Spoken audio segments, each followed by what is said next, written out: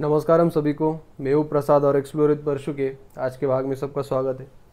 तो कुछ दिन पहले मद्रास हाई कोर्ट ने सदगुरु को एक केस के सिलसिले में ये सवाल पूछा कि आपके बेटी की तो शादी हो चुकी है, पर आप लोगों की लड़कियों को संन्यास लेने के लिए क्यों प्रोत्साहित कर रहे हो।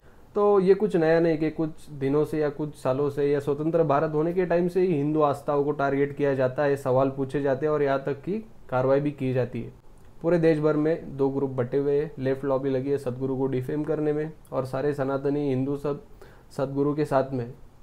तो आज के इस वीडियो में हम इस केस की पूरी डिटेल में बात करेंगे और इसी के साथ में देखेंगे सुप्रीम कोर्ट का क्या कहना है और संविधान का क्या कहना है, और उसी के साथ में जो भारत की मीडिया है, भारत का जो भी न्यूज़ मीडिया है, उनकी अज्ञानता के बारे में भी हम बात करेंगे। तो सबसे पहले देखते हैं कि केस क्या है। तो माँ मती और माँ मायू, ये दो बहनें जो कि 15 साल से करीब करीब ईशा फाउंडेशन के संपर्क में या वहाँ पे आती जाती है और सदगुरु के गाइडेंस में वो अपनी साधना सब करती है। तो हुआ है कि आज से 8 साल पहले इसी सिलसिले में उनकी माँ ने, अम्मा ने एक वीडियो अपलोड की थी जो कि हम अभी देखेंगे। First daughter, marriage and divorce. So very sad first daughter. Continuously told robbery. And then another one, marriage,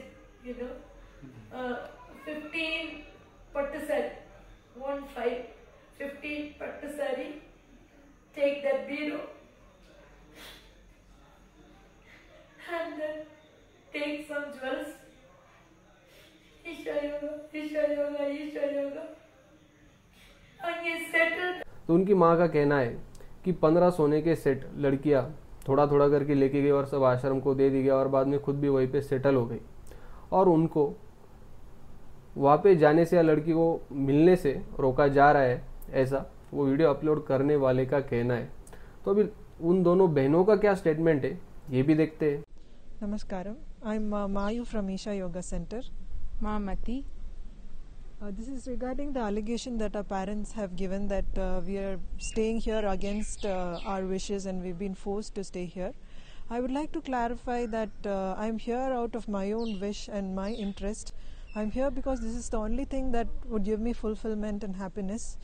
It's not that I chose this blindly all of a sudden. It's been 7 years since I came here, and I give sufficient time for my parents to understand this and for me also to look into this, because we are always encouraged here to marry and volunteer from outside, because that's the general way of life.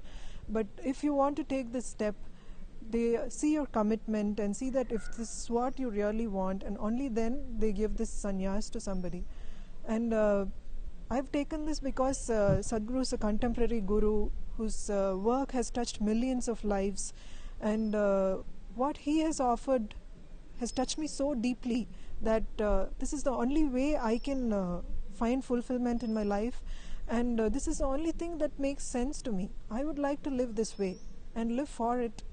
So that's why I've taken this step.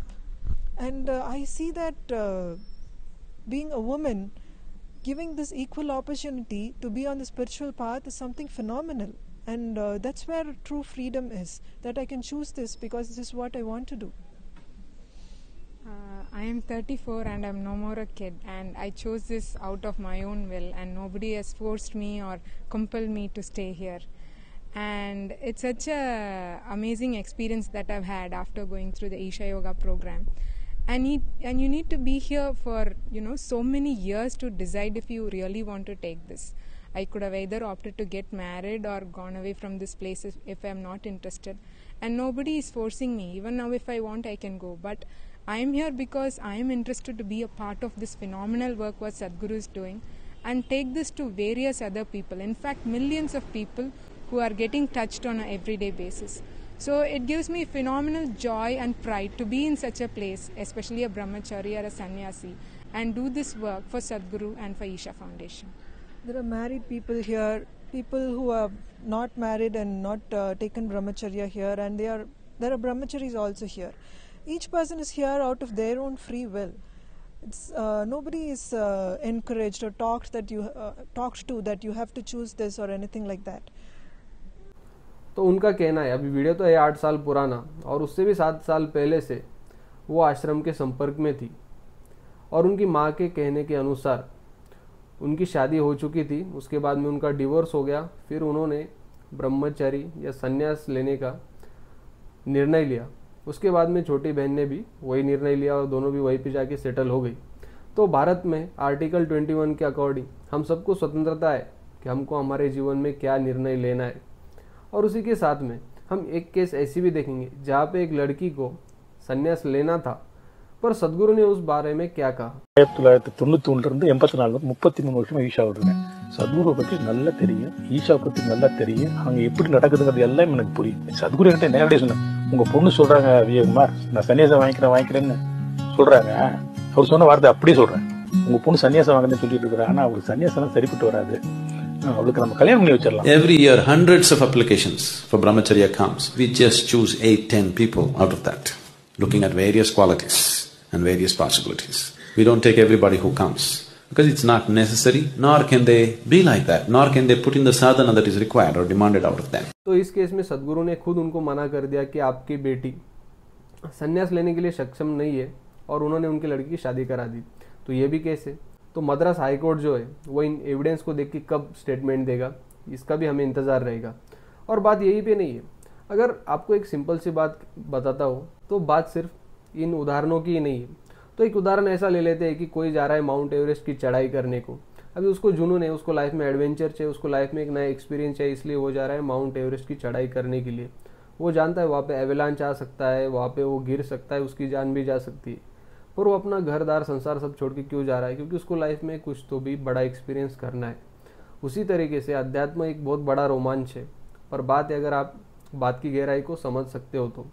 और कोई अगर Christian missionary या जो भी Christian संस्थान है वहाँ पे कोई कह दे कि मुझे संन्यास लेना है और चर्च में नन या सिस्टर बनना है, तो पिछले 75-77 सालों में कभी सुप्रीम कोर्ट ने इस बात पे सवाल उठाया है? मदर टेरेसा पे बात कर लेते थे, पर वैसा नहीं करेंगे क्योंकि कोई सुन के लेने वाला नहीं है।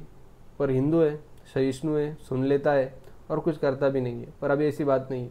कई सनातनियों ने, लीडरों ने और बहुत से लोगों ने सतगुरु को समर्थन दिया है, क्योंकि अब हिंदू जग चुका है, जग रहा है, और कुछ सोए हुए हैं तो वो भी जगने के आसार उनमें दिख रहे हैं।